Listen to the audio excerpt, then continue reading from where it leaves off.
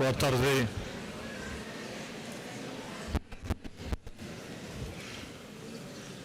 Boa tarde a todas e todos. Benvidos hoxe a esta lección magistral na que o profesor Neguixi vai brindar a todos nós. En primeiro lugar, sinalar que eu estou de algún xeito a falar en nome, a parte do meu, en nome tamén do presidente do consorcio, que hoxe por unha causa de forza maior, don Ángel Currás, que hoxe non pode estar aquí connosco e, polo tanto, disculpar a súa ausencia, que, como digo, é de última hora e fai imposible que este en dous lugares ao mesmo tempo. Esa é a razón de que non este a acompañarnos agora. Ben, xa como reitor da Universidade, dar a benvida ao profesor Neguixi. Welcome, Negishi-sama. It's a great pleasure, an honor to have you with us today, and over the last few days and the next few days to share your knowledge, your experience, and also we try to offer you our hospitality and our interest in learning more about science and getting more knowledgeable as possible. É unha honra recibir hoxe o profesor Neguixi, unha persoa que encaminou a súa vida a buscar o objetivo do coñecemento e dende os seus anos mozos, que foron anos complexos, dende o seu nacemento na China, de pais xaponeses, pasando por Corea e facendo os seus primeiros estudos en Xapón, e despois a aventura americana. Sempre tendo en mente que cando inicia esta aventura o sono, imagino que de todos os xaponeses menos un, aquel que no ano 1949 recibira o Premio Nobel de Medicina. Buscando, traballando, escoitando hoxe a cidade de Santiago e todos os que conformamos parte dela, sentirnos que temos unha sorte especial, porque durante os seus primeiros anos de vida en Estados Unidos, na Universidade de Pensilvania en Filadelfia, fixo cos seus compañeros moitos viaxes para escoitar aqueles que compoñían o seu sono de chegar algún día quizás a recibir este premio, o premio de maior prestigio do mundo da ciencia e do mundo das humanidades e do mundo da sociedade na que queremos todos vivir. Por lo tanto, pois, nós somos afortunados porque a través deste programa Conciencia nos últimos anos tivemos a oportunidade de escoitar moitos premios Nobel en distintas disciplinas, desde a economía, as matemáticas, a través non do Nobel, pero si das medallas Field, física, química, e chegar a coñecer as personalidades que con moito esforzo, pero tamén con talento, con ese talento natural que temos distribuído de distinto xeito todos nós, e algúns especialmente dotados, chegan ca unidade que todos eles conlevan na súa vida diaria, no seu trato cos demais, a acabar ese recoñecemento mundial polo traballo non somente ben feito, sino que contribúe a tanto a facer mellor a vida de tantos, a enriquecer o progreso da humanidade. Por a miña parte, de novo, agradecer ao Consorcio da Cidade de Santiago esta oportunidade, a Fundación da Cidade de Cultura que hoxe nos brinda de un xeito desinteresado estas instalacións para que nós podamos disfrutar tamén delas e podamos sentir que Santiago está dentro das murallas, pero tamén fora delas, escoitar e ver o que o profesor Neguixi vai estar a contarnos. E tamén a benvida a Mrs. Neguixi, que está connosco hoxe acompañándoos e acompañando tamén o seu marido e, polo tanto, tamén facendo esa oportunidade de compartir con todos nós a cidade na que estamos a vivir. Benvida, señora Neguixi. Ben, procedemos a continuación co programa e lle deixo a palabra a dona Beatriz González Loroño, directora xerente da Fundación Cidade da Cultura. Moitas grazas. Moitas grazas. Moi boas tardes a todos, grazas por estar aquí. Benvidos á Cidade da Cultura de Galicia e benvidos a este edificio de servicios centrais que hoxe, como anticipo da súa posta en marcha, vai acoller o seu primeiro acto público e se estrea cun invitado de excepción, como é o profesor Neguixi. Moitas grazas por estar aquí connosco. Este espazo é un espazo moi vencellado ás novas tecnoloxías. Non sei se sabedes que a poucos metros de aquí, no Soto, estáse a instalar o Centro de Proceso de Datos Integral da Xunta de Galicia, o que chamamos o corazón digital de Galicia. Dentro dun complexo, a Cidade de Cultura de Galicia, adicado á creación e ao coñecemento, o carón do Museo de Galicia, moi preto do arquivo da biblioteca, pensamos que este edificio é o que ten unha vocación máis científica e tecnolóxica.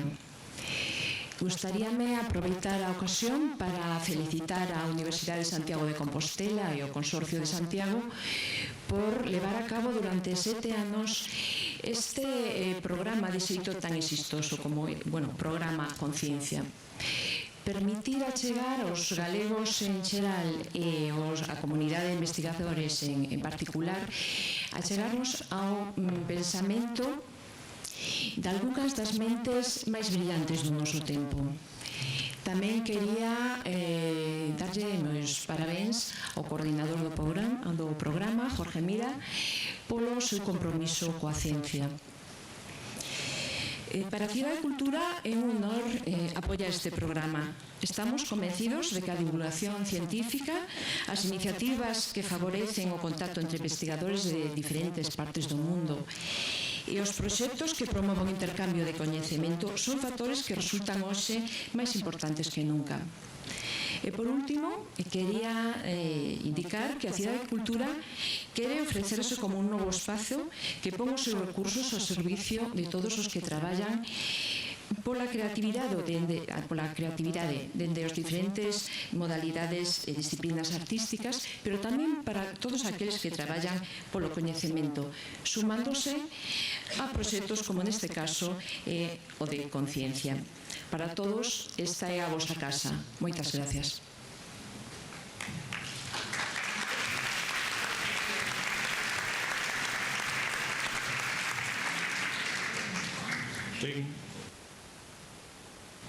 Ten a palabra a continuación o profesor Jorge Mira, que representa do mellor xeito posible o que é o programa Conciencia, a persoa que fai posible que ese sono que todos hai 7 anos tiñamos o fai realidade co seu traballo cotián.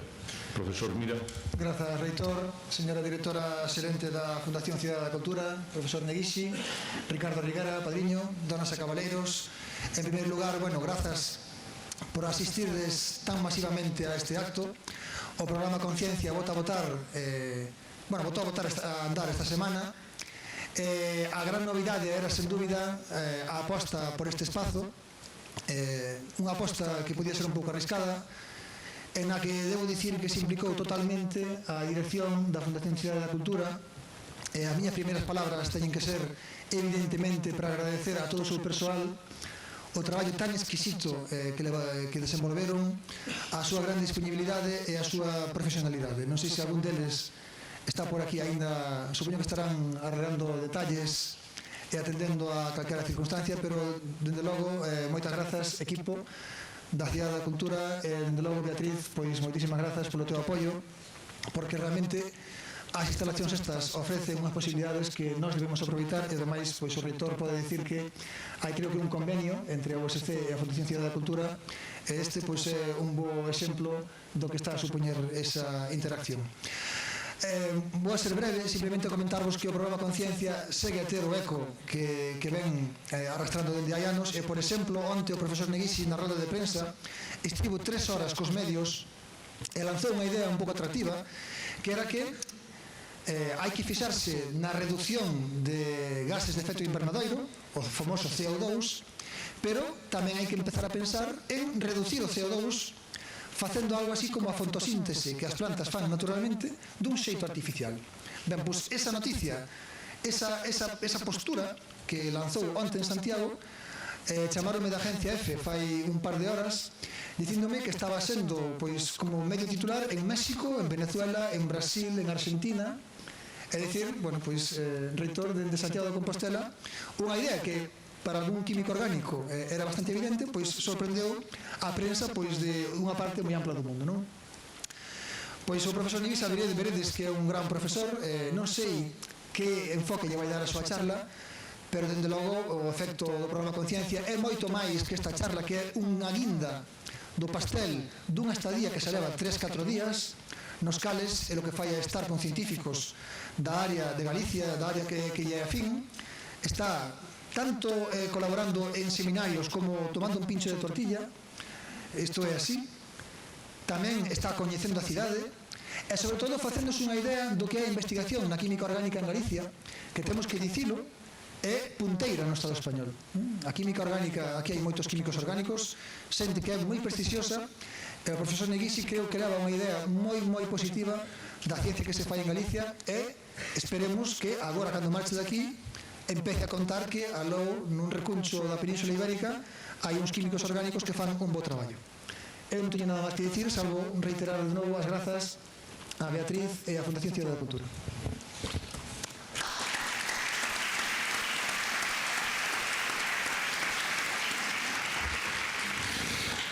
Ten a palabra o profesor Ricardo Riguera, catedrático de Química Orgánica da nosa universidade e padriño do profesor Neguisi.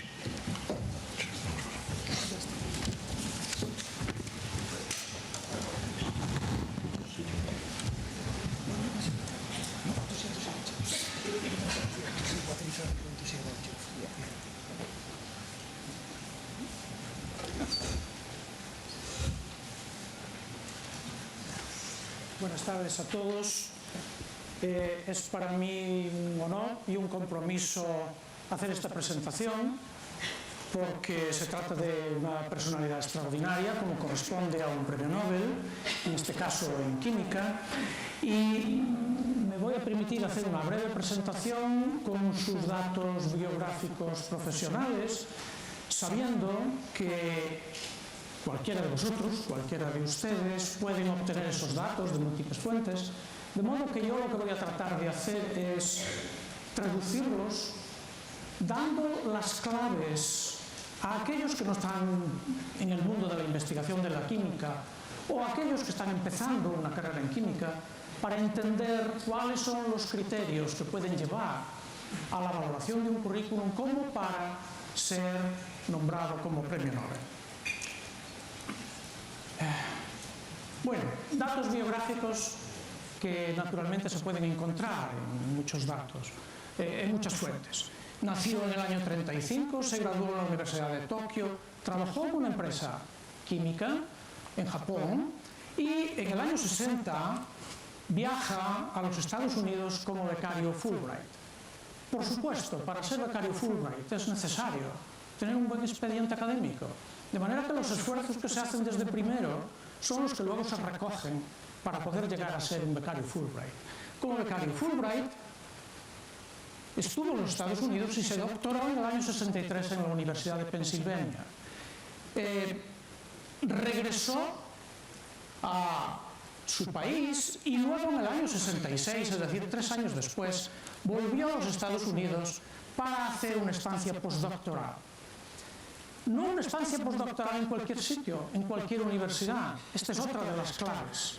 Eligió para hacer su estancia postdoctoral una universidad de prestigio y un profesor, el profesor Brown, que fue también premio Nobel y que fue el mentor no solo del profesor Negishi, sino también de otros profesores que alcanzaron el premio Nobel. Otra de las claves que vosotros los alumnos debéis considerar a la hora de elegir departamento para hacer una tesis, un máster, etc. No es lo mismo hacerlo en cualquier sitio, porque la trascendencia final para vuestro currículum tiene que ver con eso. Muy bien. Una vez que hizo la estancia postdoctoral, mantuvo una serie de puestos como profesor en las universidades de Siracusa y Purdue, que fueron desde ayudante, asociado, hasta catedrático en Siracusa, la Universidad de Siracusa, y de ahí ya regresó a la Universidad de Purdue, en donde ha estado durante 30 años.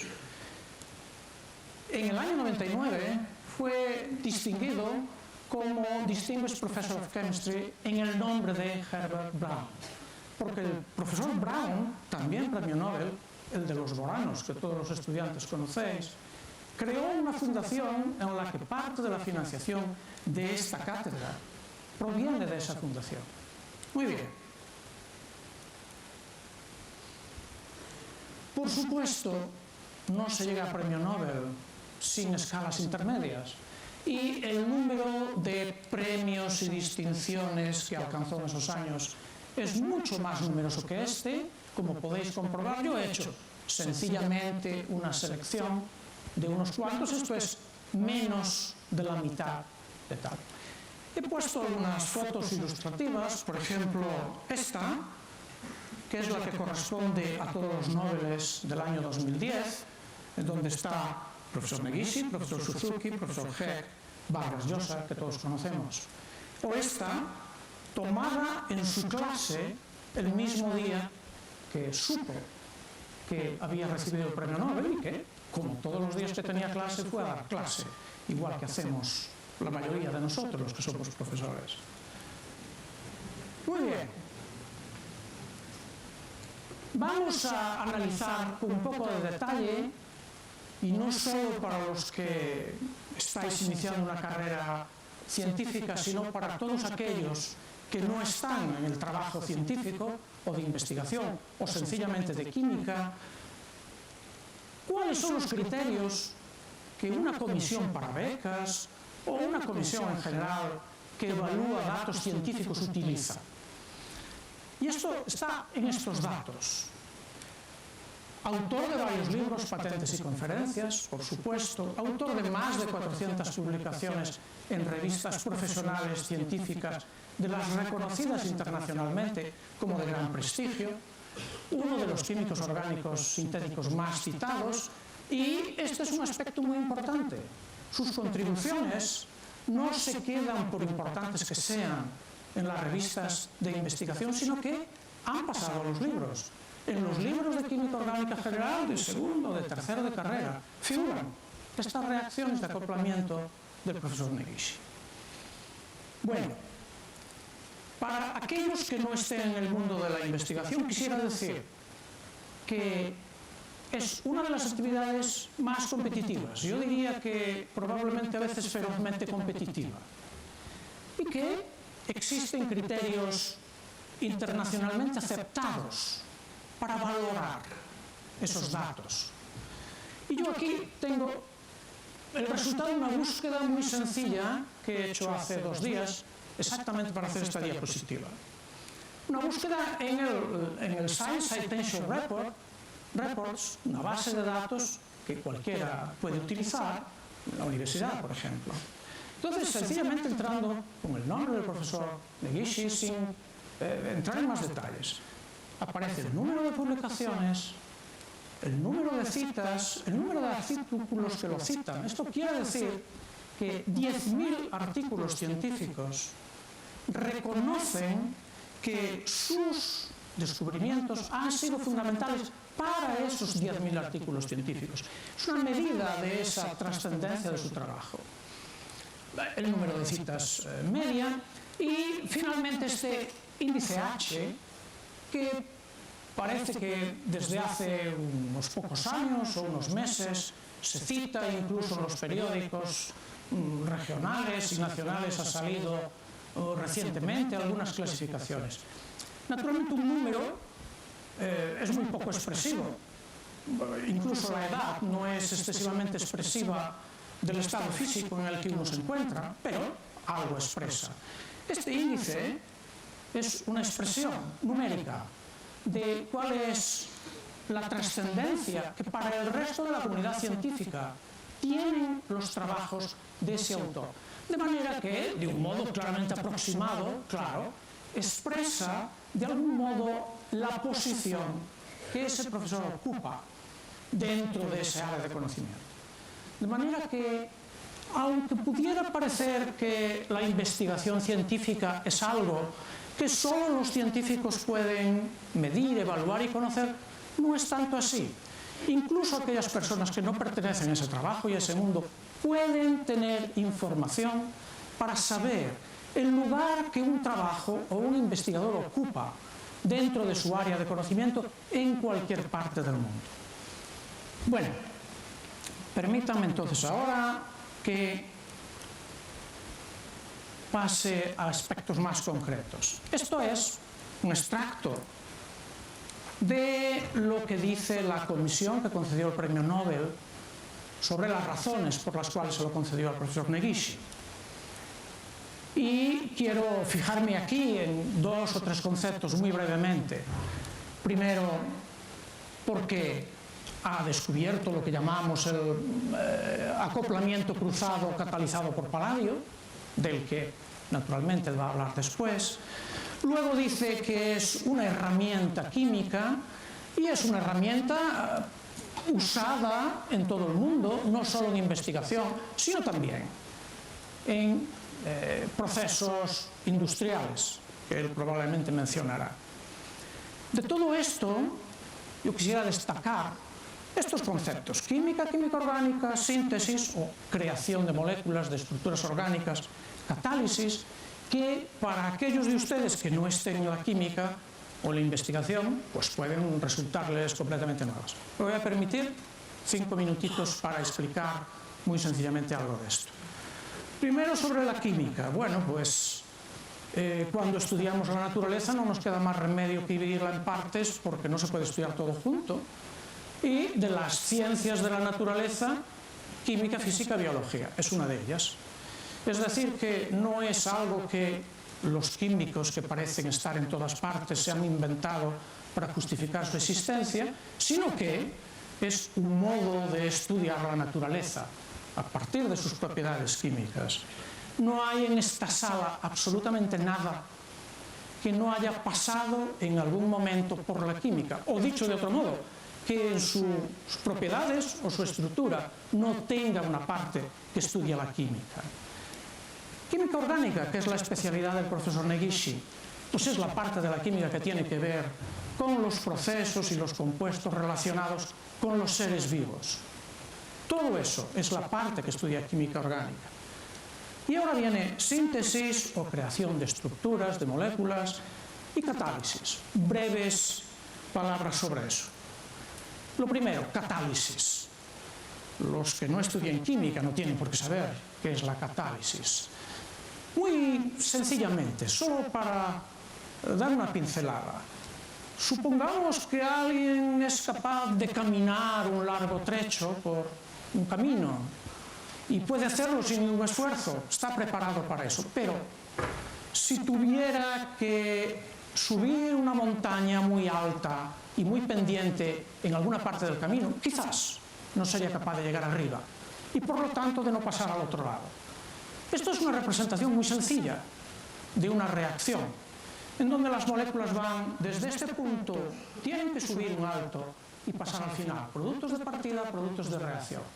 El catalizador es una sustancia que permite, por así decirlo, allanar esa montaña y hacer que el camino transcurra como si fuera por un túnel y no existiera tal barrera de energía. Y lo bueno del caso es que este catalizador es efectivo, nos da lugar a que las reacciones sean más rápidas, que sean más limpias, que sean más baratas y además es reutilizable. Reutilizable millones de veces. En teoría no se gastaría nunca, aunque, en fin, esto nunca es siempre así. Catalizadores, reacciones catalizadas, están en nuestra vida por todas partes. No solo en nuestro cuerpo, los enzimas son catalizadores, sino en algo tan simple como las bolsas de plástico de supermercado, que se obtienen a partir de etileno, gas, pero si cambiamos el catalizador tenemos un plástico más duro, los contenedores, y si cambiamos el catalizador tenemos algo mucho más duro, como un casco de motorista. Reacciones catalíticas. El catalizador es el que nos permite obtener esto. La margarina se obtiene por una hidrogenación catalítica a partir de aceites vegetales y, en fin, no hace falta comentar que todos los que ahora mismo montan un coche, su coche tiene un convertidor catalítico que permite transformar los gases de escape nocivos en gases de escape que nos preocupan. De manera que entonces, catalizadores están en nuestra vida. Síntesis. ¿Qué es la síntesis o la síntesis orgánica, si queremos concretar un poco más? Pues no es más que la construcción de estructuras, o si quieren ustedes, de edificios. Aunque los edificios sean minúsculos, son edificios y son estructuras. Y se rigen por básicamente las mismas leyes que la construcción de edificios. Tenemos elementos constructivos distintos, elementos de unión distintos. Cada elemento constructivo se une de determinada manera, requiere determinado tipo de unión y con todo eso hacemos edificios. Y claro, uno puede hacer un edificio conociendo bien estas reglas y estos comportamientos, pero un edificio, llamémosle rutinario, puede ser muy útil, es nuestra casa, es cómoda, vivimos bien, pero su construcción no afecta al futuro del arte de la construcción. Realmente no aporta nada nuevo. Pero podemos también utilizar o nuevos elementos de construcción, o nuevos elementos de unión, o nuevas maneras de unir esos elementos, o generar estructuras, como esta en la que estamos, que sea, como tal estructura, completamente nueva. Esto es lo que tiene innovación. Y debería decirles que las moléculas en sí mismas tienen forma, y su forma tiene mucho que ver con sus propiedades, igual que un edificio tiene distinta forma según cuál sea su uso. Pues bien, una síntesis orgánica tal como esta, esquematizada aquí del profesor Negishi, no es más que la construcción de este edificio a partir de fragmentos como estos, que a su vez provienen de otros fragmentos más pequeños, que se unen de determinada manera. Y la aportación del profesor Negishi a la síntesis orgánica es el haber descubierto un modo completamente nuevo de unión de elementos y sobre todo de unión de átomos de carbono directamente, que es exactamente lo más difícil de hacer. Y además de todo esto, y de ser una personalidad extraordinaria, por eso le han concedido el premio Nobel, pues he puesto esta diapositiva en la que se puede ver que le gusta la música, toca el piano con su esposa en el laboratorio y tal. Bien, no me queda más entonces que agradecer su atención y agradecer al profesor Negishi su presencia aquí en Santiago y el hecho de que haya venido a darnos esta conferencia aquí y estos días ha estado con nosotros en la universidad y en el CIPUS compartiendo su trabajo y sus ideas. Muchas gracias por su atención.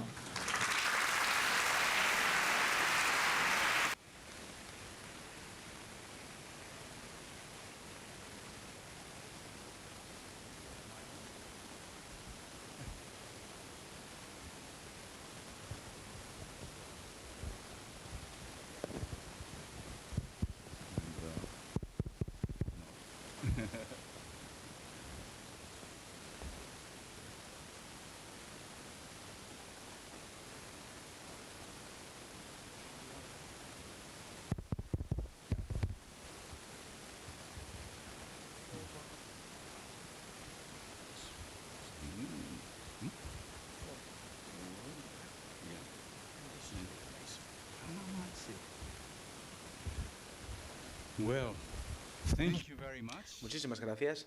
Thank you all Muchísimas gracias a who todos, are here. a todos los And presentes. I wish there are some more. Y ojalá hubiesen algunas más sillas para que las personas se pudieran sentar, para aquellas personas que están de pie en los lados, pero en cualquier caso me gustaría agradecer su enorme interés por haber venido aquí, en un edificio tan excelente y de unas condiciones arquitectónicas tan brillantes. Creo que nunca he estado en un lugar como este anteriormente y además también me gustaría agradecer la oportunidad de visitar la increíble ciudad de Santiago de Compostela. My wife and I Mi esposa y yo long wanted to visit, hemos querido visitar esta ciudad durante ya mucho tiempo. and for maybe 20 years or so. Creo que ya hace 20 años que habíamos hablado de la posibilidad y finalmente hemos conseguido realizar nuestro sueño. I guess I'm a dream Así que yo soy una persona que le gusta buscar sueños, como me imagino que habrán escuchado. first tell you that Así que en primer lugar me gustaría decirles my dream que mi sueño of course make this world es hacer que este mundo sea un lugar mejor para todos, para que podamos vivir en las mejores condiciones posibles. Y pienso que la química potential, tiene el potencial, considerable potential, un potencial considerable making this world more para hacer que este mundo sea más próspero and sustainable. y que sea más sostenible. Prosperous and sustainable. Próspero y sostenible, repito. I'm not sure if I have time No sé si voy a tener tiempo this evening. para desarrollar todos estos conceptos durante la tarde de hoy. Start and won't end, but No sé cuándo voy a terminar, pero sé que comienza ahora. Pero en cualquier caso, me gustaría presentarles my story, my own mi pequeña historia. And I have been telling Japanese prime minister, Lo cierto es que ya he estado hablando en ocasiones anteriores con ministros japoneses y con muchas personas en diferentes posiciones de responsabilidad política acerca de este tema. La investigación debería ser algo que permitiese obtener beneficios. if your president is here, Si, por ejemplo, su presidente estuviera aquí believes me, y él me pudiera querer y creyese en mis palabras, entonces probablemente invertiría mayor cantidad de dinero y más fondos destinados a la investigación científica. provided Pero hay un problema, is sufficient. hay un pero. Esta investigación tiene que ser lo suficientemente buena para que haya inversión. Si la investigación no es suficientemente buena, es decir, no llega a alcanzar un nivel determinado, un nivel mínimo a partir del cual podamos considerar una calidad, entonces simplemente será un trabajo que lo único que va a hacer es agotar recursos, en lugar de llevarnos a los beneficios que queremos alcanzar. Así que para que la investigación sea lo más rentable posible, la calidad de la investigación tiene que ser lo suficientemente elevada como para que pueda ser de provecho. Esto es algo básico y creo que es la responsabilidad de todos nosotros, especialmente de la comunidad científica, porque nuestra investigación debería de ser siempre de la suficiente calidad por encima de esta línea imaginaria que establezco. Y entonces será el momento en el cual podremos decir que la investigación es algo de provecho. Y entonces es cuando también los gobiernos se sentirán más alentados a invertir mayores cantidades de dinero. Examinamos lo que ocurre en la historia. Por ejemplo, incluso en un país como este, un país tan magnífico con una historia tan activa y tan larga. Evidentemente, este ha sido un país activo en las exploraciones internacionales, en los descubrimientos, junto con otros países como por ejemplo Alemania, el Reino Unido, los Estados Unidos. Es decir, Hay múltiples países que se caracterizan por la prosperidad. Y esta prosperidad siempre ha sido identificada con el hecho de que su investigación científica estuviera al nivel máximo, en el clímax, digamos, a nivel internacional. Y esta es la evidencia clara de que la investigación alimenta la prosperidad. Y he de ser modesto al respecto, pero la gente dice que los premios Nobel se suelen entregar a los científicos de cualquiera que sea su especialidad, física, química, fisiología, medicina, pero evidentemente, aparte del tema de la paz, la literatura y la economía, fundamentalmente hay temas digamos, científicos, y estos son los que más me interesan, evidentemente. Y para todos aquellos que han descubierto algo nuevo, algo innovador de una calidad suficientemente elevada, lo que esto implica es que las personas a las que se les da un premio Nobel probablemente sean personas que tienen que haber creado una investigación rentable. Y yo creo que la historia ha venido a demostrar esto, ¿no? Es decir, durante muchos años, si pensamos, por ejemplo, yo qué sé, la hipótesis de Clarkson-Wick, yo qué sé, si por ejemplo también pensamos en cualquier descubrimiento científico, teoría, interpretaciones múltiples que han cambiado el conjunto de la biología, de la medicina, es decir, es incluso algo que ha llegado a entrar en aspectos como la criminología, donde no pensamos que podría tener acceso a la ciencia también. Así que si pensamos en las contribuciones de los premios Nobel y sus descubrimientos a lo largo de la historia, creo que todo el mundo en este público podría ciertamente admirar el hecho de que los premios Nobel sean reconocidos científicamente. Y lo digo porque toda persona tendría que intentar ser lo mejor posible en aquello que desea alcanzar, suficientemente bueno al menos. Y además al mismo tiempo, a esta persona le debería de gustar lo que hace, lo más posible.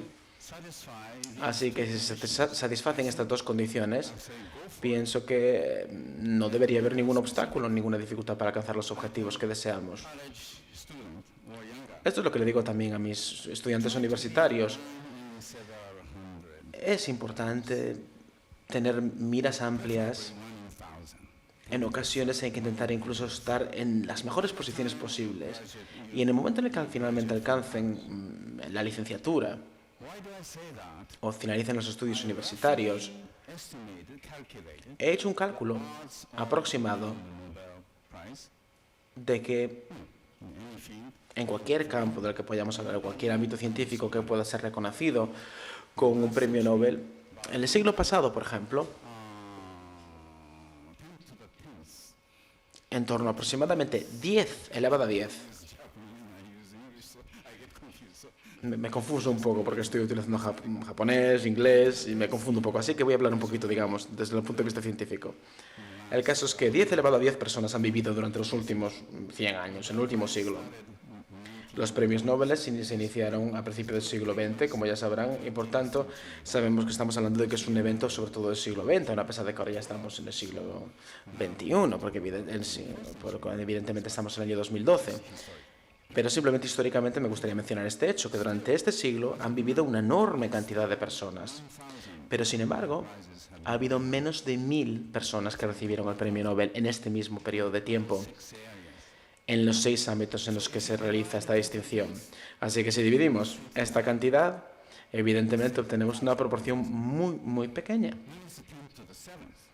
Lo que nos da es decir que una de entre cada 10 elevado a 7 personas, haciendo un cálculo matemático sencillo, podría potencialmente llegar a ser una persona que recibiese un premio Nobel. Es decir, es una proporción muy, muy escasa y limitada. Traduciendo esto simplemente en una operación básica, se puede comprender perfectamente que en el caso de España todo ha funcionado más o menos bien, porque en España tenemos un número más o menos notable de científicos. Así que puede decirse que estadísticamente a lo mejor la proporción nos ha favorecido un poco a ciertos países. Pero todo acaba llegando, esa es la verdad. El caso es que yo lo que le digo a mis estudiantes es que tenéis que intentar ser parte de ese grupo reducido de personas. Es decir, si preferís naturalmente hacer las cosas de una peor manera, pues mira, no tiene mucho sentido. Yo, por ejemplo, soy un gran admirador del fútbol, me encanta el fútbol, pero sin embargo, cuando intento darle una patada al balón, soy incapaz de hacerlo. Así que, naturalmente, he llegado a la conclusión de que no debería dedicarme al fútbol ni intentar ser futbolista. Pero entonces, dentro del sentido lógico, sé que si algo se me da bien, es a lo que me tendría que dedicar. Y al mismo tiempo, también es importante que nos guste lo que queremos hacer. ¿Por qué? Porque si echamos la vista atrás, cuando llegué a la Universidad de Pensilvania, como ya nos explicaron previamente los anteriores conferenciantes, yo tuve la oportunidad de disfrutar de una beca Fulbright 2 años después de licenciarme en la Universidad de Tokio, y esto realmente cambió completamente mi carrera futura y las perspectivas que había tenido hasta el momento.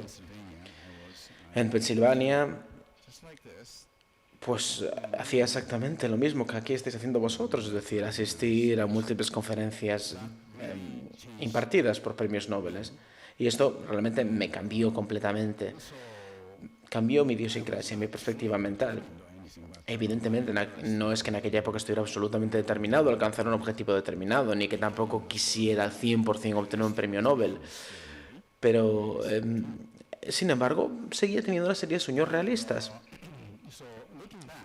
Así que, echando la vista atrás, cuando recibí esa beca Fulbright como resultado de un concurso, y se otorgaba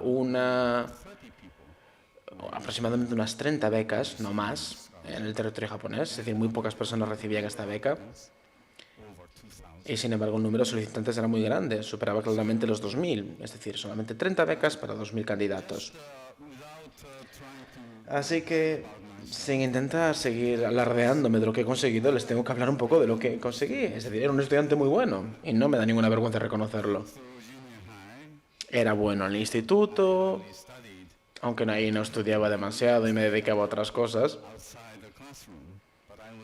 Pero sin embargo se me iba dando bien, simplemente con prestar atención en clase. Y en aquel punto, probablemente no fuera, digamos, uno de los posibles candidatos en el futuro. Pero sin embargo, poco a poco me fui dando cuenta de que tenía ciertas virtudes y aptitudes, y por ellas quise luchar.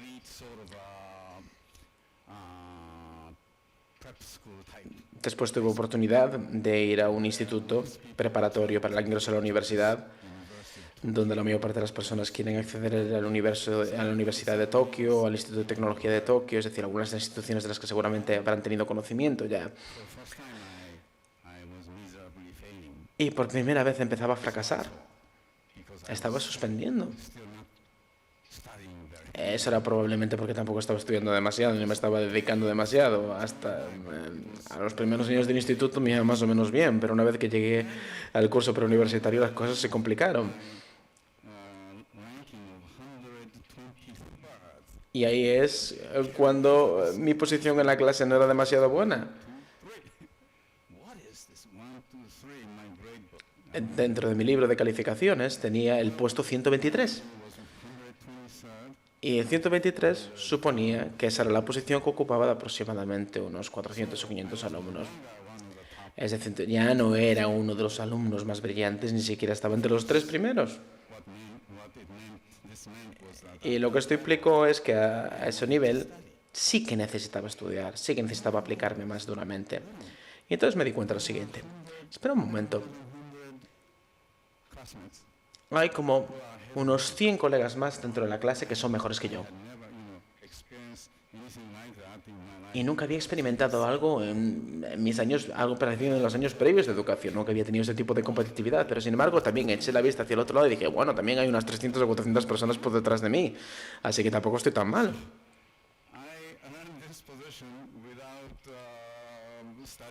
Así que al final pues llegué a la conclusión de que tampoco era algo tan malo porque había llegado hasta ahí sin haber estudiado demasiado.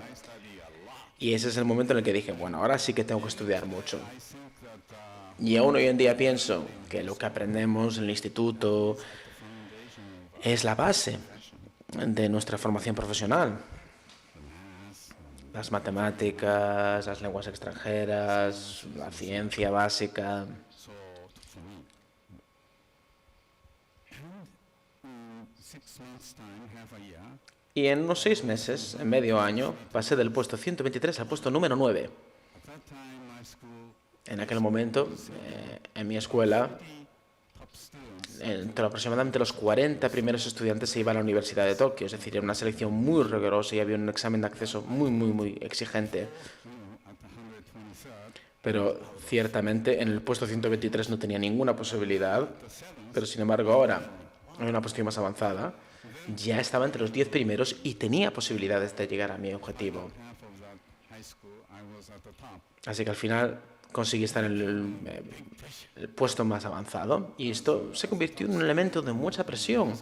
Porque cuando eres el estudiante más avanzado en un instituto, eso implica que nunca debes de fracasar, nunca puedes suspender y evidentemente el examen de ingreso a la universidad tenía que ser de resultados brillantes. Y esto incluso llegó a enfermarme. I barely managed to pass, I guess. Pero si no, al final aprobé, que es lo importante. No sé muy bien cómo ni cómo no, pero aprobé. In Manchuria, someone was telling you, I was born in Manchuria, China, Deberían saber que yo nací en China, and no en Japón. for some, through some arrangement Por motivos varios, elaborate here, que no voy a mencionar aquí. when I was 6, Pero el caso es que accedí a la escuela con 6 años antes de tener los 7, que era la edad de rigor para acceder a la escuela.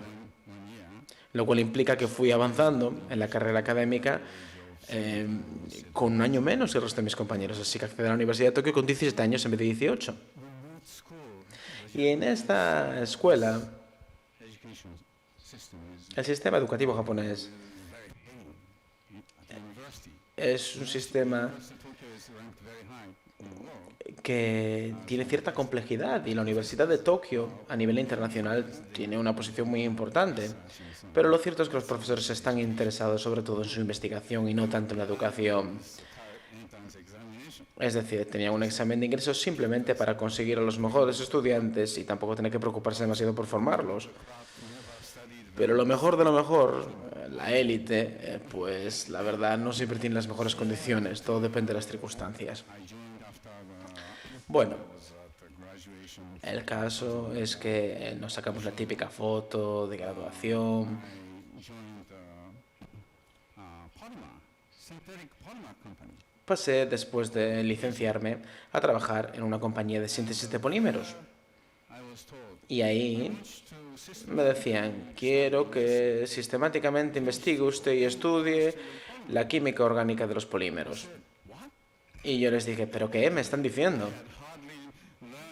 Yo prácticamente no he aprendido nada, es decir, no tengo prácticamente ningún tipo de experiencia. ¿Cómo voy a hacer eso? sure that I could never handle. Y estaba tan seguro de que nunca iba a ser capaz de asumir semejante tarea de manera exitosa que decidí volver a la Universidad de Tokio para seguir trabajando después de la licenciatura.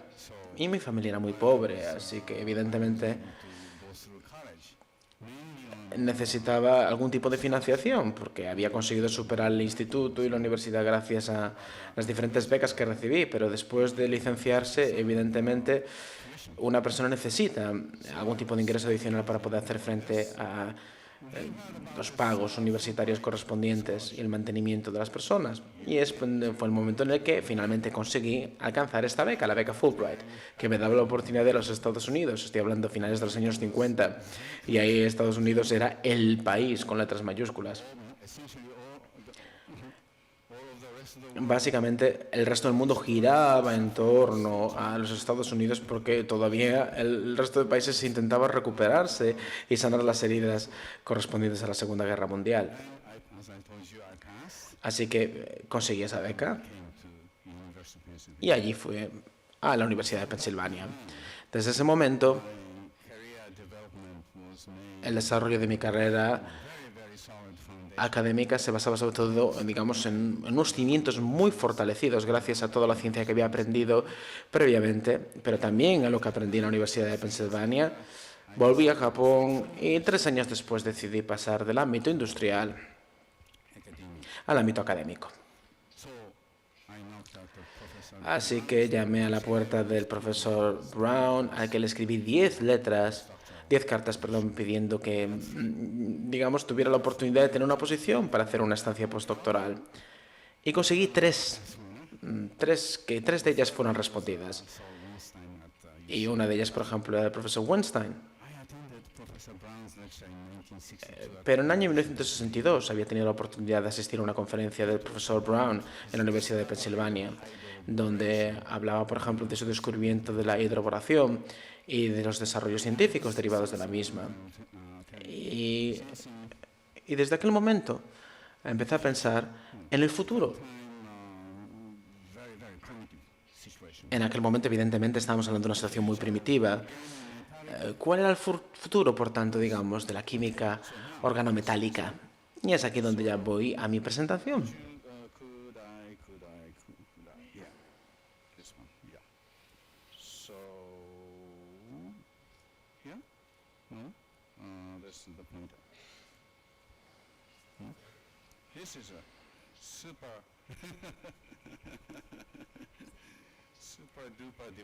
Esto es un dispositivo de alta tecnología, por lo que parece. Demasiado avanzado para mí.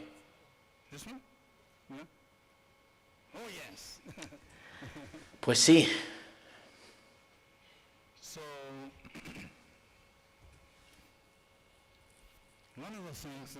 Una de las cosas que creo y que he dicho de manera repetida es que si se quiere hacer química, esto es química. Esta tabla periódica de los elementos representa el universo de la química. Da igual a qué punto podamos llegar de avance en el universo, asumiremos que no vamos a encontrar ningún otro elemento de los que aparecen en la tabla periódica. Evidentemente, eso lo estamos asumiendo. 110.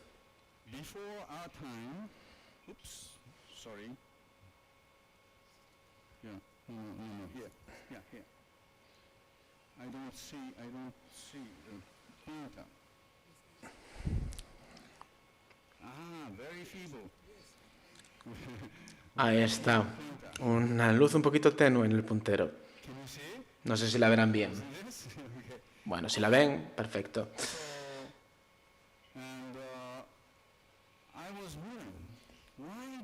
Y me preguntaba por qué la química orgánica únicamente utiliza estos componentes en color verde. Es decir, carbono, nitrógeno, oxígeno, fósforo, azufre, cloro, selenio, bromo, nitrógeno, es decir, y hidrógeno. Es decir, y evidentemente me preguntaba por qué era el caso. En una ocasión podíamos utilizar magnesio, porque, por ejemplo, la química del magnesio fue inventada por el químico francés Victor Grignard. Y el caso es que estamos dejando a un lado el resto de los elementos. Y tenemos una enorme cantidad de ellos. ¿Por qué motivo no los utilizamos? Yo es que es lo que me preguntaba. Es decir, ¿por qué motivo no los podemos aplicar también en la química orgánica? Y esa era, digamos, mi propia idea, un poco propia de Don Quijote. Una idea un poco absurda. Pero partiendo de esa idea, me di cuenta de que la tabla periódica es extremadamente útil. Y en particular este diseño que aparece en la pantalla, porque se separan diferentes regiones, son diferentes colores que nos permiten entender qué es qué. El verde corresponde, por tanto, a los elementos orgánicos.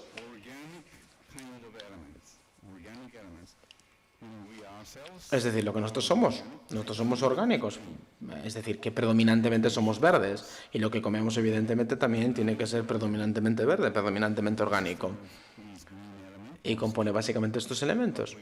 Lo que llevamos puesto, la ropa, mayoritariamente también es orgánico. Consiste fundamentalmente también en la combinación de estos elementos verdes. Y este edificio... Bueno, mejor no hablemos de este edificio. Es muy bonito. Pero, en cualquier caso, las fuentes de energía también son orgánicas. Y evidentemente ahí tenemos también la energía nuclear y otras que, sin embargo, ya son de otras características. Pero en cualquier caso, esto es lo que sería la importancia de los elementos orgánicos. Cuando hoy hablas del profesor Brown, ahí era una época en la que él trabajaba con el boro.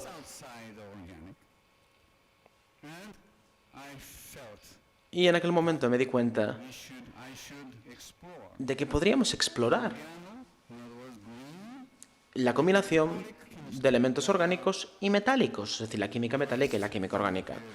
Y evidentemente consideramos que es metálico el resto de la tabla periódica. Pero los metales también deberían dividirse, a su vez, en múltiples categorías.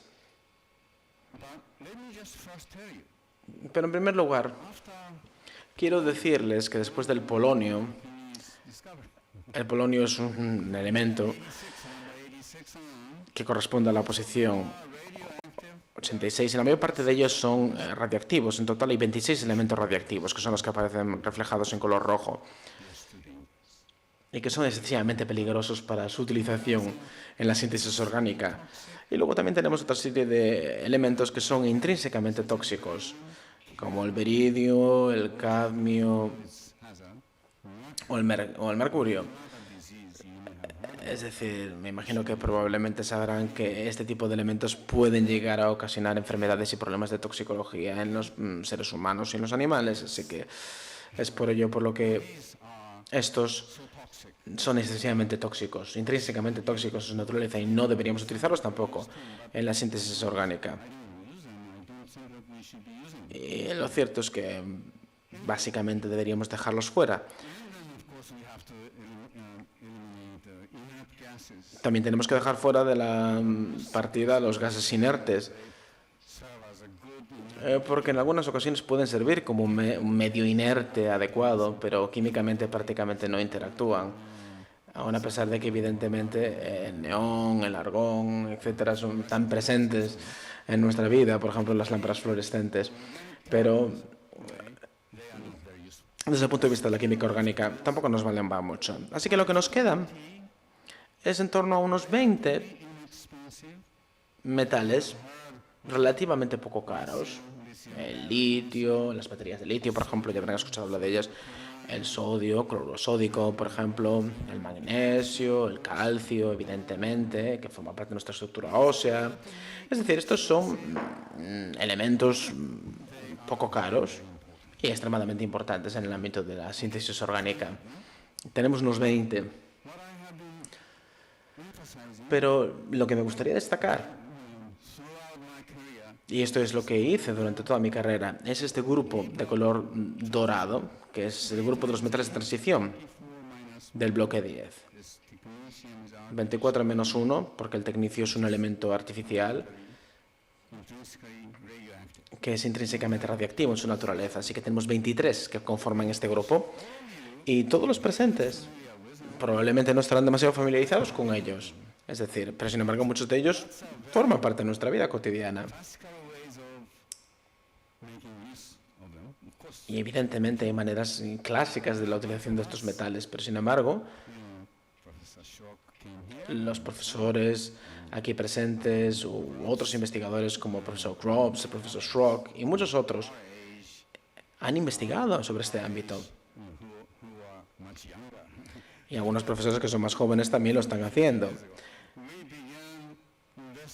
Y todos estos profesores y algunos otros comenzamos a estudiar este grupo de los metales de transición, que aparecen reflejados en color amarillo en la pantalla, utilizándolos como catalizadores en las reacciones. Pues simplemente me gustaría recordarles lo que son. Aquí tenemos el oro. A todos nos gusta, ¿verdad? Un metal precioso, ¿no? Un metal esencial en cuestiones de maleabilidad y etcétera. Y evidentemente pues también tenemos los quilates como un elemento para considerar la calidad y maleabilidad del oro. Pero en cualquier caso, el oro es un elemento importante que todos conocemos, y la plata también, ¿no? O el cobre, todos los conocemos. El platino también evidentemente lo conocemos. Y tenemos el paladio, que están, digamos, dentro de lo moderadamente caros. Y el níquel es un poquito más barato, pero el paladio, sin embargo, tiene un precio un poco más elevado. También tenemos aquí el titanio. El titanio es muy resistente y muy ligero.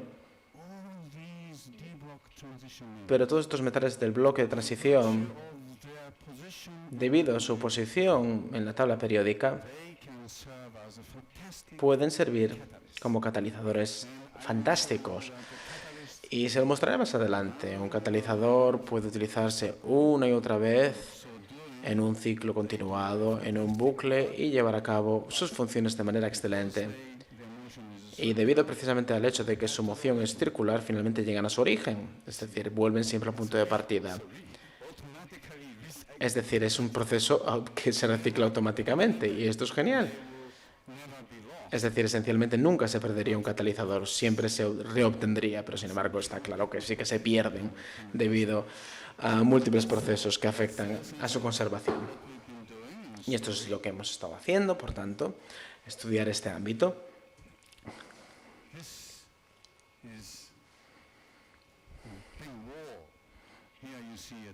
Aquí vemos esta otra imagen. Aquí vemos las ramas de los árboles, las hojas. Así que creo que voy a pasar a la siguiente. Sí, aquí se ve un poco mejor. Tuvo que ir a San Petersburgo, en Rusia. Y hace unos 150 años, un químico ruso, que creo que es el fundador de la química orgánica moderna, que responde al nombre de Mendeleev, fue el creador de esta primera tabla periódica de los elementos. Y cuando estaba en San Petersburgo, pasaba ahí todos los días y observaba esa tabla periódica siempre expuesta ahí de una manera tan monumental, de una altura de aproximadamente unos 4 o 5 pisos. Y para mí esto era una visión excelente, porque creo que Mendeleev sin duda es un héroe para todos los químicos, y en especial para los orgánicos. Volviendo al tema de los acoples cruzados que fueron explicados previamente, estos acoplamientos cruzados evidentemente necesitaban la utilización de catalizadores. Y lo mejor era generalmente utilizar magnesio como catalizador para poder formar este enlace carbono-carbono. Y este, digamos, sería básicamente el diagrama que explica el conjunto de las aplicaciones de estos catalizadores. En este ámbito que estoy señalando prácticamente no podemos obtener nada, es decir, prácticamente no hay reacciones. En esta otra zona sí que se puede llegar a obtener algo, pero sin embargo no es lo mejor posible. Así que, ¿qué hicimos para mejorar la situación que aquí aparece explicada? Bueno, aquí tenemos el mismo diagrama, el mismo tipo de reacciones y el mismo tipo de enlaces que queremos formar, pero aquí introdujimos un catalizador diferente. Evidentemente ahora todo aparece en color verde y esto implica que las reacciones sí que estaban funcionando.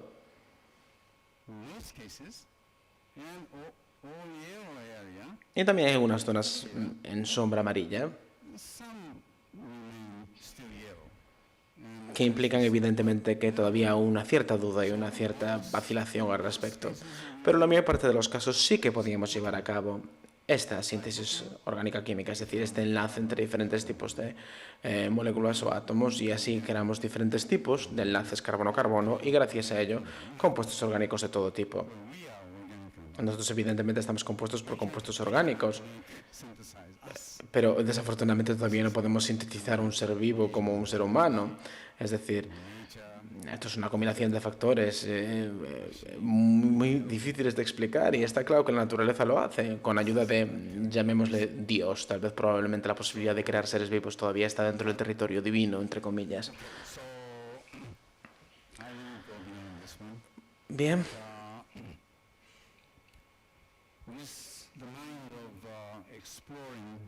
Con una mente exploratoria. Bueno, voy a volver a la imagen anterior, que es mejor. Con mi mente exploratoria, con la intención de explorar, decidí trabajar con el profesor Brown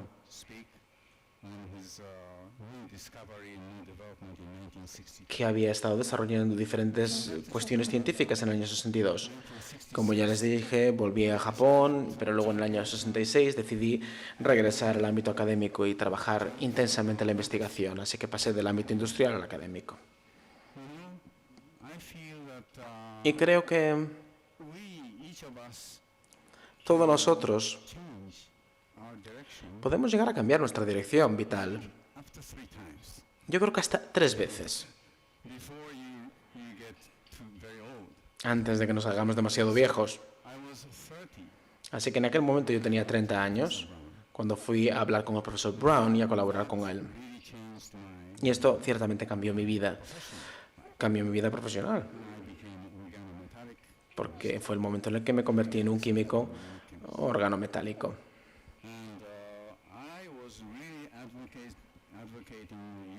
Y ahí apoyaba la utilización de diferentes tipos de metales, no solamente el boro, sino también el paladio, que fue apareciendo a lo largo de la investigación.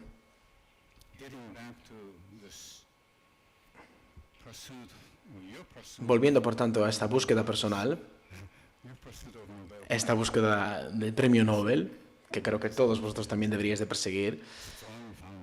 Pienso que este país tiene, digamos, unos muy buenos cimientos establecidos en el ámbito de la investigación científica y yo ahora mismo estoy en posición de poder predecir que probablemente habrá más premios Nobel de origen español en el futuro. Así que es por ello muy importante trabajar mucho durante la formación universitaria y si, por ejemplo, os gusta la química, escoger química,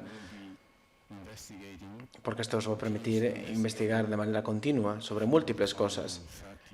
A lo mejor durante 30, 40, 50, yo qué sé. En mi caso, muchísimos años ya. Hasta unos 50 años. Pero para eso os tiene que gustar, porque si no es un poco absurdo. Y a mí me encantaba la química. Y me encantaba porque me reportó cosas muy positivas.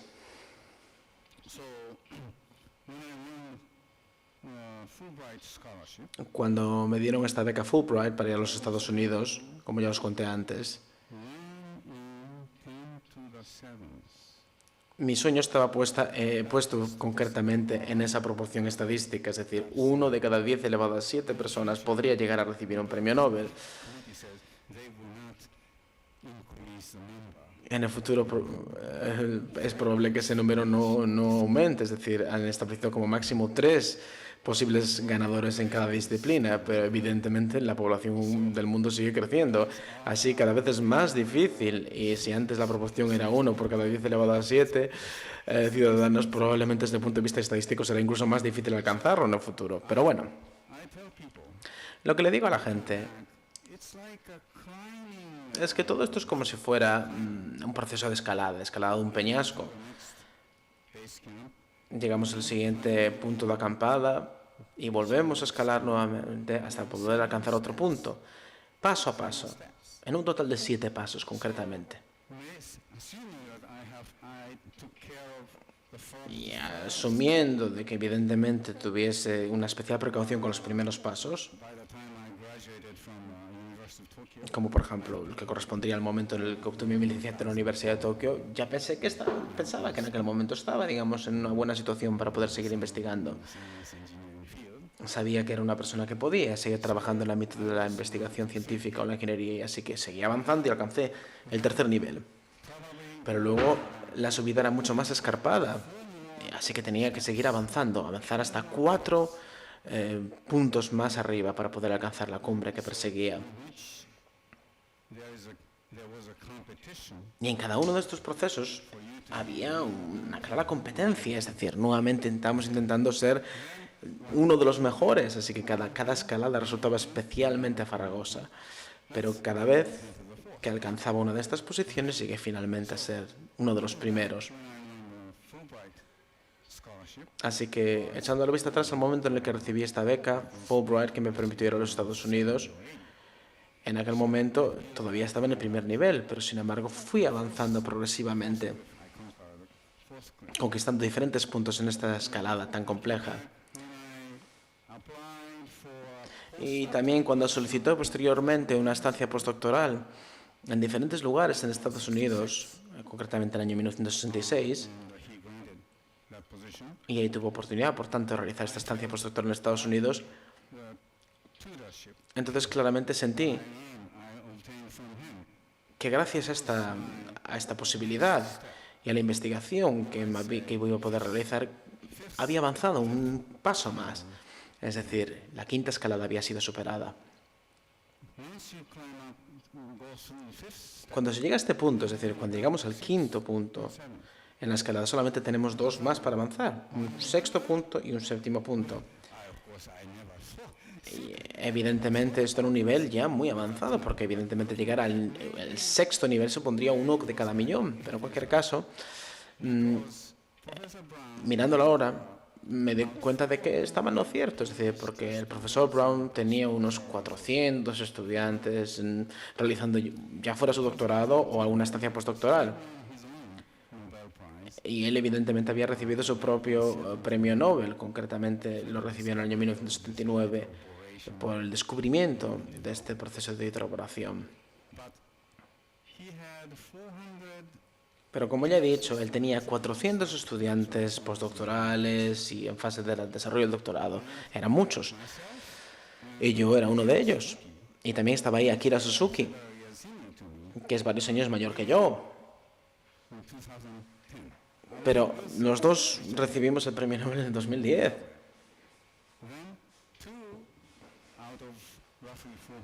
Es decir, 2 de aproximadamente 400. Así que a lo mejor puede ser que en aquel momento fuéramos unos seres brillantes entre 200. Yo y mi compañero Suzuki.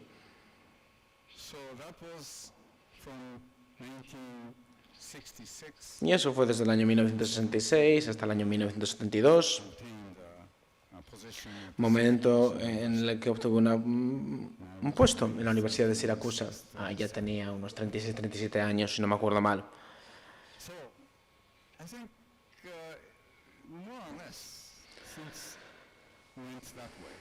Y así poco más o menos fueron las cosas. Y en la Universidad de Siracusa,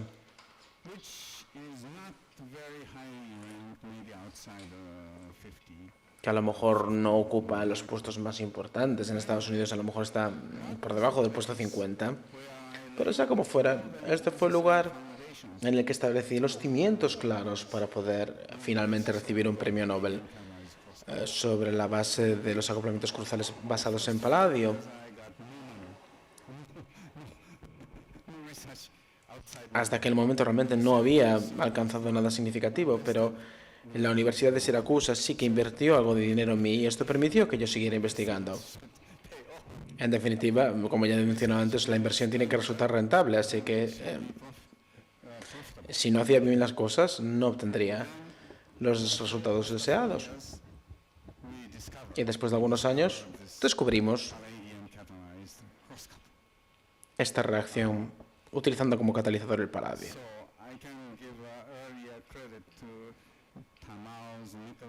Así que evidentemente tengo que dar el reconocimiento y el crédito a los avances científicos previamente alcanzados, pero en cualquier caso sí que corresponde a nosotros el mérito de haber descubierto paladio como mejor metal catalizador. Y hablando del catalizador, como ya les decía, evidentemente lo importante es que sigan un ciclo de reciclaje. ¿Y cuántas veces queremos que vayan en este ciclo? 10 veces, a lo mejor más. 50, 100 veces. Ahí evidentemente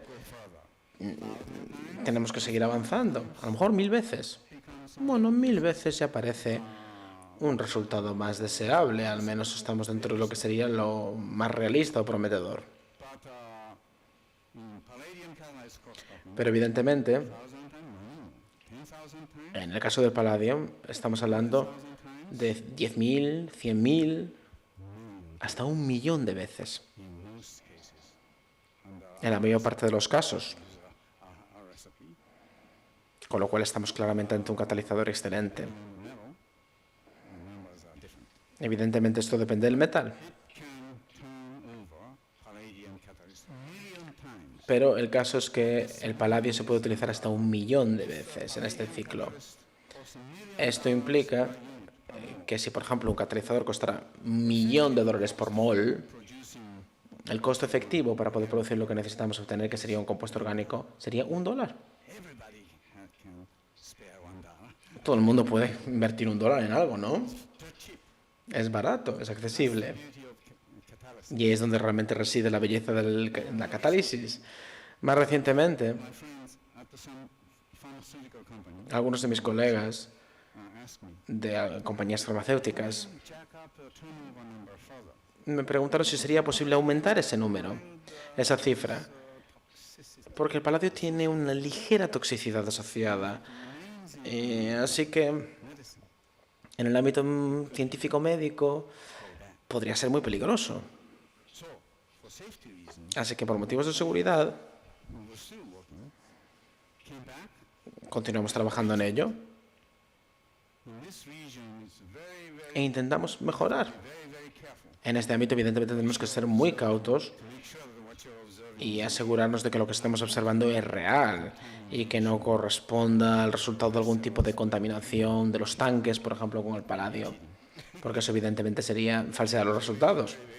Así que fuimos muy cautos. No diría que fue el caso en todos los casos, pero sin embargo en muchos sí que somos capaces de aumentar ligeramente esta cifra de 1.000.000 a aproximadamente, es decir, 10 elevado a 6 a 10 elevado a 9. 1.000.000.000 de veces. A este nivel, incluso si el catalizador continúa en funcionamiento, puede ser que ya no sea tóxico. Esto resulta muy importante desde el punto de vista de la seguridad para los seres humanos y uso farmacéutico. Evidentemente es complicado llegar a estas cifras y evidentemente también hay que intentar preservar recursos preciados como estos. Así que es por ello por lo que creo que la química tiene que ser todo lo ecológica que pueda ser, en el sentido más amplio de la palabra. Es decir, si utilizamos un valor de 100 de un material determinado, queremos obtener como resultado final 100, es decir, que el rendimiento sea un 100%. El rendimiento tiene que ser lo más elevado posible en una reacción química.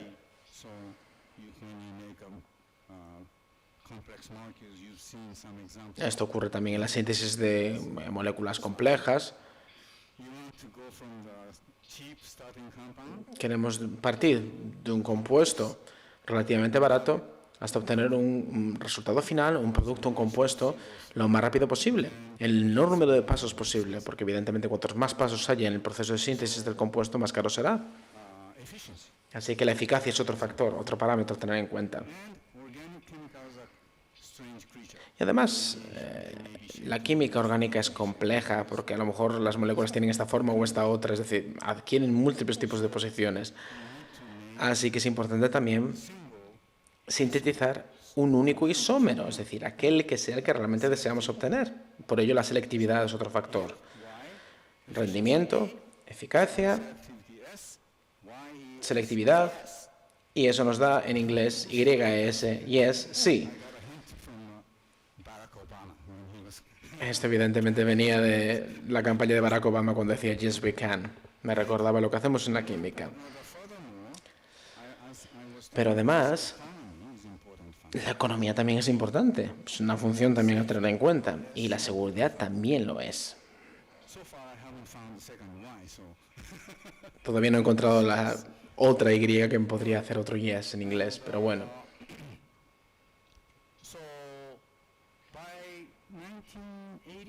En torno al 1980,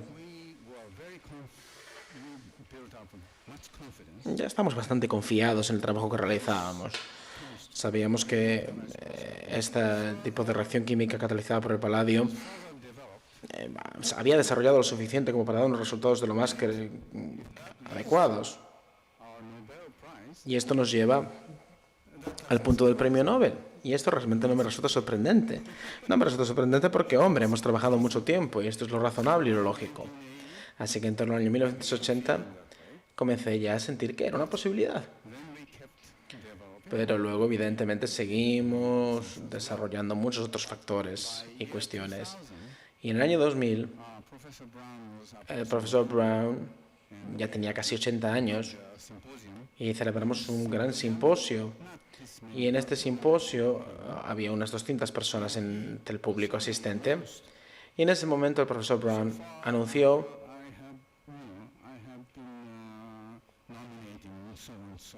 que hasta aquel momento había estado trabajando con relativo éxito en California. Y en aquel momento iba a pasar, digamos, a ceder su trabajo al profesor Negishi. Y yo creo que este tipo de cosas no deberían de anunciarse públicamente, pero sin embargo lo dijo que iba a depositar su confianza en mí, y falleció 2 años después, pero digamos que de alguna manera él fue el que puso en marcha nuestra nominación. A lo mejor esto no es 100% verdad, pero bueno, el hecho de que anunciara públicamente, el hecho de que ahora delegaba su responsabilidad, digamos, científica en mí, nos dio, digamos, como un poco la posibilidad de seguir trabajando hacia el premio Nobel. Pero en aquel momento tanto Suzuki como yo sabíamos que el profesor Brown nos había, por alguna manera, de alguna manera u otra, nominado como posibles candidatos del premio Nobel. Así que en cada momento en el que se anunciaban los premios, nos preguntábamos, bueno, ¿será este el año? Porque esto ocurrió en el año 2000. Un año, otro año. La gente sigue elucubrando sobre eso y la comunidad científica se preguntaba, bueno, ¿y cuándo ganaréis vosotros dos? Porque ya habéis sido nominados hace tiempo. Y entonces en el año 2005, el profesor Schrock, que creo que ha tenido oportunidad de escuchar también en el programa Conciencia, ganaron con el tema de la metatesis de las olefinas y en aquel momento yo también estaba nominado. Y yo, de hecho, pensaba que era el profesor más merecía recibir el premio, pero en cualquier caso tuvimos que seguir esperando un poco más. Y lo cierto es que tampoco tengo que ocultar mi admiración y mi respeto hacia los científicos que merecen los premios cuando los reciben. En cualquier caso, año tras año, estábamos un poco decepcionados.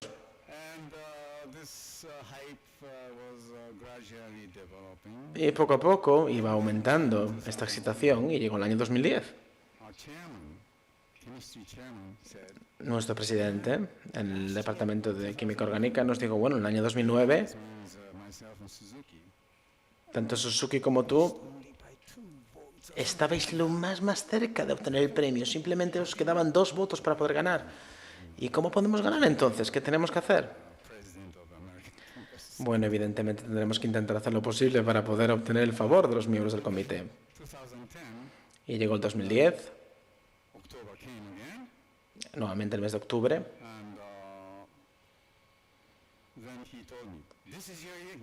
Y me dijo el jefe del departamento, este es vuestro año, pero tened cuidado. Hay muchas llamadas que realizar y muchas llamadas que recibir.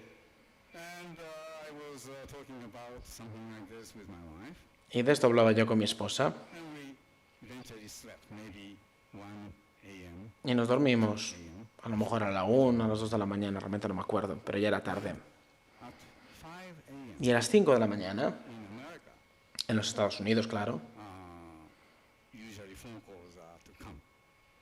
es el momento en el que generalmente se reciben las llamadas. Y ahí estaba profundamente dormido y escuché el sonido del teléfono. Está sonando el teléfono, está aquí, lo tengo que coger. Y lo único que en aquel momento me importaba era escuchar el teléfono mientras estaba dormido. Pero ahí, en la medida que fui acercando el auricular a mi oreja, me di cuenta de que era el día en el que se anunciaban los ganadores del premio Nobel. Lo sabía, está claro. Y escuché, buenos días, profesor Negishi. Tengo las siguientes noticias que darle del comité del Premio Nobel de Química. No me acuerdo el nombre de esta persona que me llamó, pero bueno, da igual.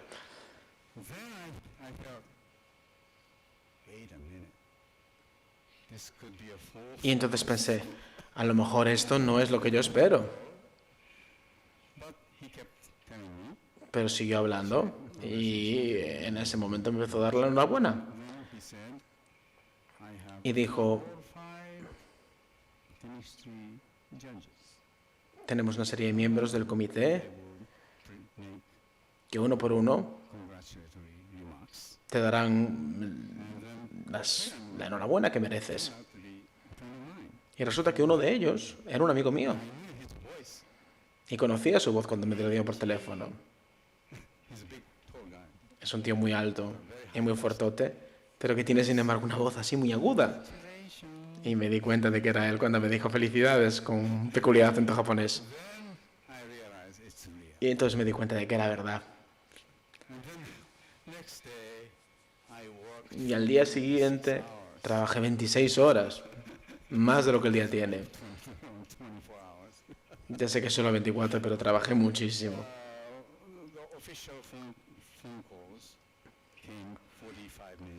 Cantidad de llamadas oficiales. Y lo que me dijo el presidente del comité es que no le dijera nada a nadie en los próximos 45 minutos. Y luego el resto del mundo lo vino a saber. Después, evidentemente, recibí las llamadas de los medios de comunicación, del decano de la universidad y, evidentemente, pues no dormí en las siguientes horas, las siguientes 26 horas. Y es por ello por lo que ese día duró para mí 26 horas.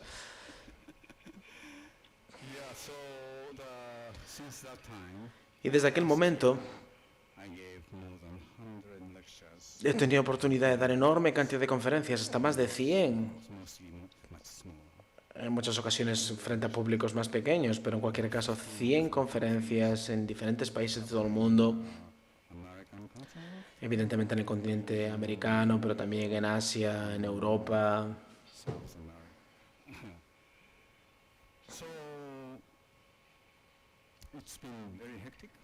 Ha sido un par de años un poco locos, pero todavía, digamos, sigo diciendo que es importante seguir luchando por alcanzar un objetivo como este. Así que vuelvo a repetir, si queréis que realmente cumplís esos dos criterios que he mencionado antes, es decir, hay que ser buenos en lo que hacemos. Está claro que, por ejemplo, para poder conseguir una medalla de oro en las Olimpiadas hay que ser muy, muy bueno y hay que dedicarse muchísimo a lo que hacemos. Y lo mismo se aplica exactamente al ámbito de la ciencia y los premios Nobel. Hay que ser bueno en lo que hacemos.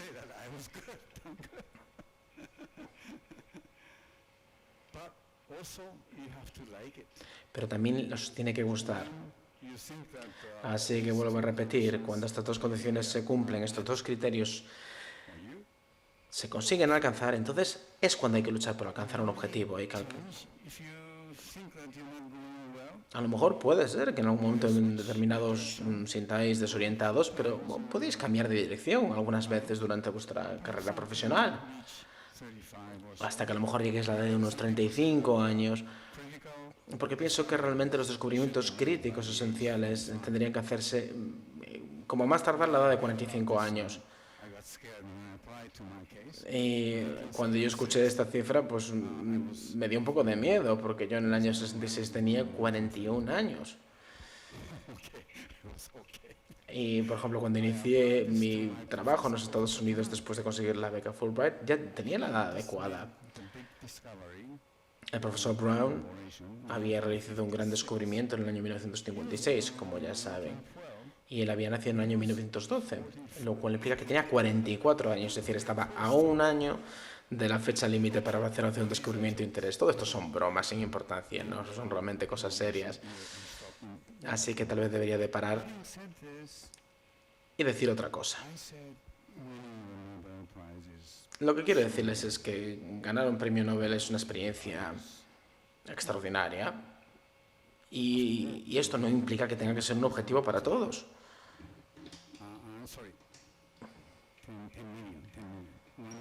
Y vuelvo a repetir, 1 de cada 10 millones de personas podría finalmente llegar a recibir este premio.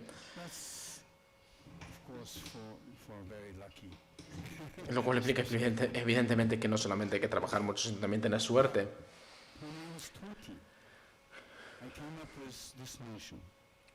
Cuando tenía unos 20 años, me di cuenta de que lo más importante en la vida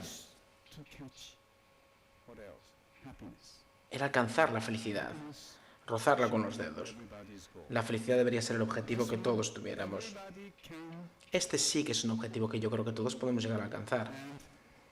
Then I was writing a short essay type Así que me dediqué a ponerlo por escrito, which para hacer un pequeño panfleto published, this among the 50 students que publicábamos entre unos 50 estudiantes del departamento de química antes de llegar a nuestra licenciatura, es decir, era una cosa que hacíamos a nivel privado. four important ingredients. Y ahí decía que probablemente hay 4 ingredientes esenciales para alcanzar la felicidad. When I was 20, I was sick. Cuando tenía 20 años, por ejemplo, yo estaba enfermo. My junior year. Tuve que repetir uno de los años. One is health. Así que uno de los temas esenciales es la salud. That time I've been Y desde entonces, afortunadamente, he tenido mucha salud, major problem. sin esencialmente haber sufrido ningún problema considerable. Y el segundo elemento Have a good surrounding. es tener un buen entorno. En mi caso, por ejemplo, mi esposa, Children. mis hijos y mis nietos son mi mejor entorno. 2010, I guess. My wife's older brother, who was El hermano mayor de mi esposa, que era además también compañero de clase mío, cousin. fue quien nos presentó. All three couples, 6 of us, Y lo cierto es que tanto nosotros como el hermano de mi mujer, como otro compañero más, nos casamos todos had been married for 50 en el año 1960, lo cual implica que en el año 2010 cumplimos los 50 años. 50 años era un triple aniversario porque éramos 3 parejas y nos fuimos todos a Hawái para celebrar este aniversario que celebramos estas 3 parejas que llegamos siendo amigos desde entonces. Esto fue algo que nos hizo muy felices a todos.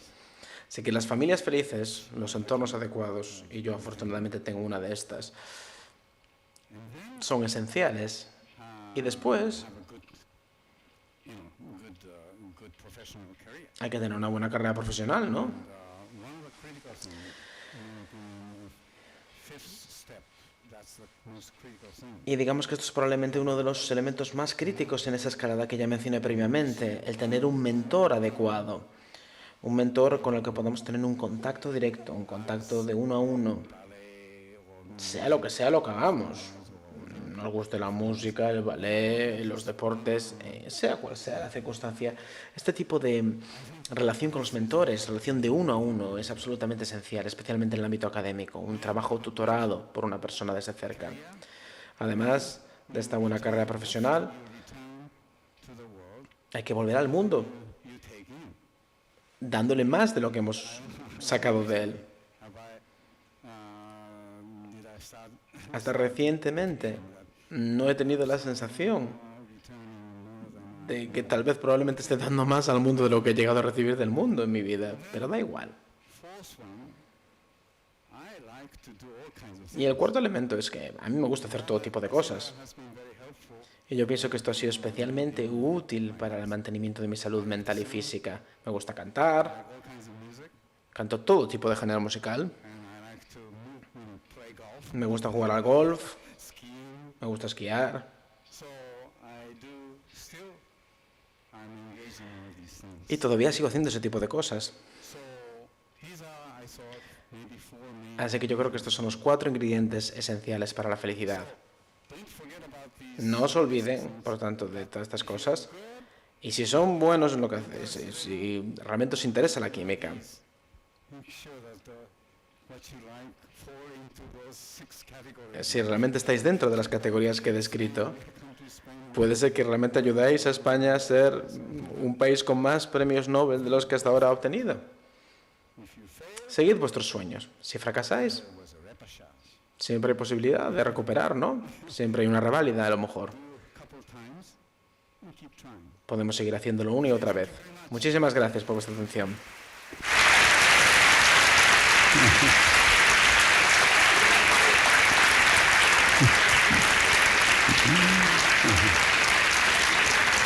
Sorry for very long.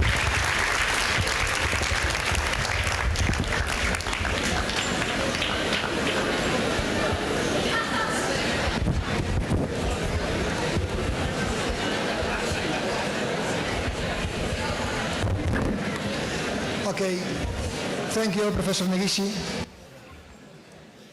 Let me just make an announcement. Gracias, profesor Negishi. Déjeme hacer un anuncio.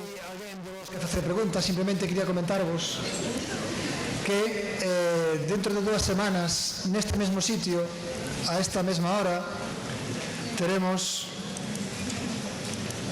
a conferencia de Tim Hunt, que levou o Premio Nobel no ano 2001 de Medicina por descubrimentos que foron clave na comprensión do cancro.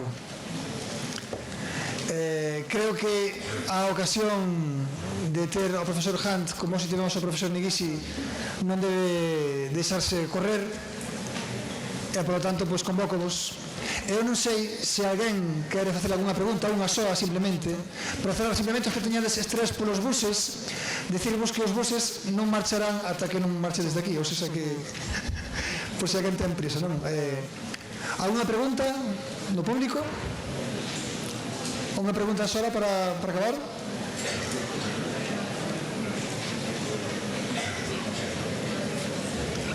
Well, I just wanted to make you a question. Quería hacerte una pregunta, profesor Negishi.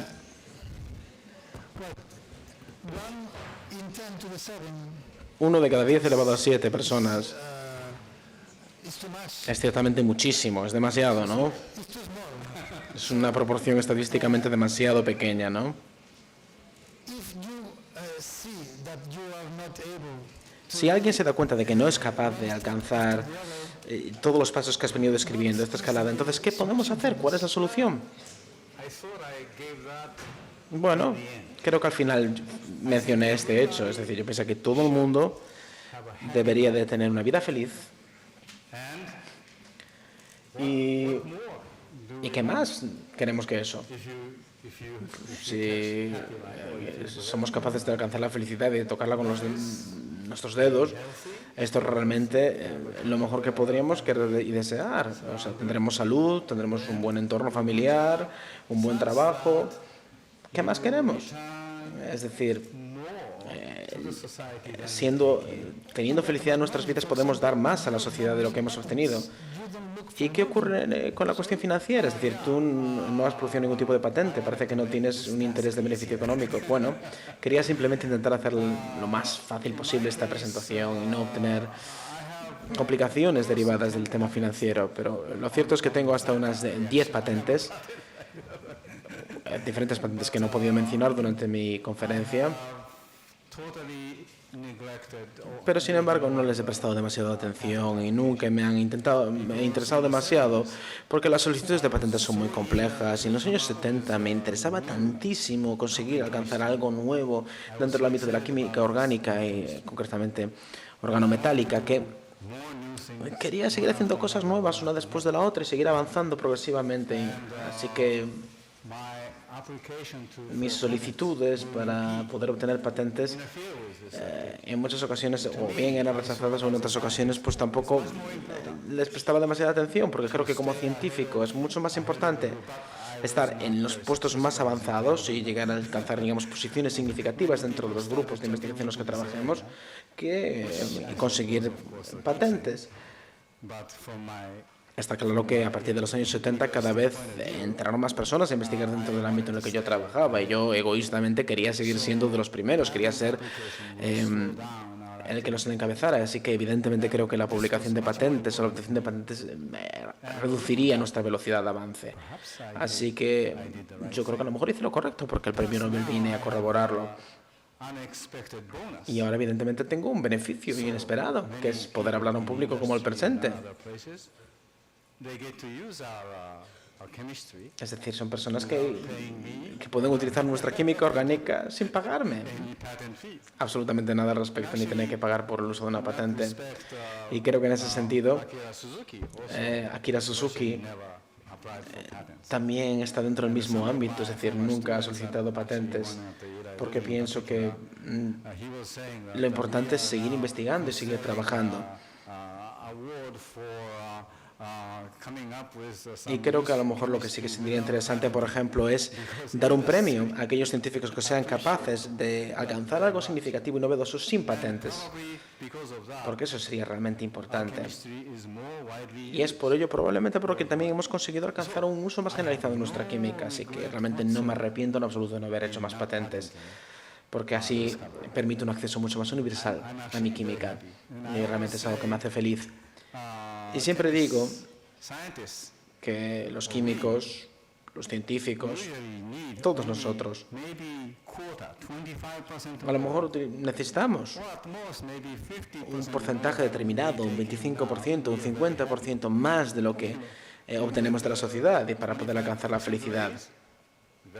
Con un aumento del 25% de nuestra situación de bienestar, no estamos felices. Con un 50% de aumento, pues todavía estaremos mucho más felices, evidentemente.